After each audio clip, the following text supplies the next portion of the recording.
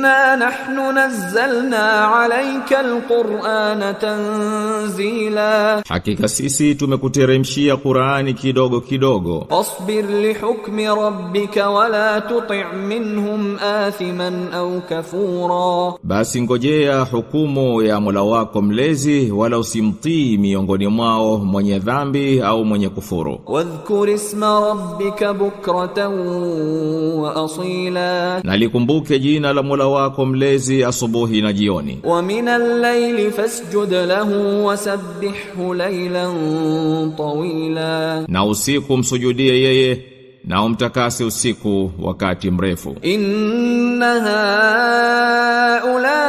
haulai yuhibbuna al-ajilata wa yadhuruna waraahum yawman thaqila, kwa hakika watu hawa wanapenda maisha ya kidunia na wanaiacha nyuma yao siku nzito. Nahnu khalaqnahum wa shaddadna asrahum wa idha shi'na baddalna amthalahum tabdila, sisi tumewaumba na tukavitia nguvu viungo vyao, na tukitaka tutawabadilisha mfano wao wawe badala yao. Inna hadhihi tadhkira faman shaa ittakhadha ila rabbih sabila, hakika haya ni mawaidha, basi anayetaka atashika njia ya kwenda kwa Mola wake mlezi. Wama tashauna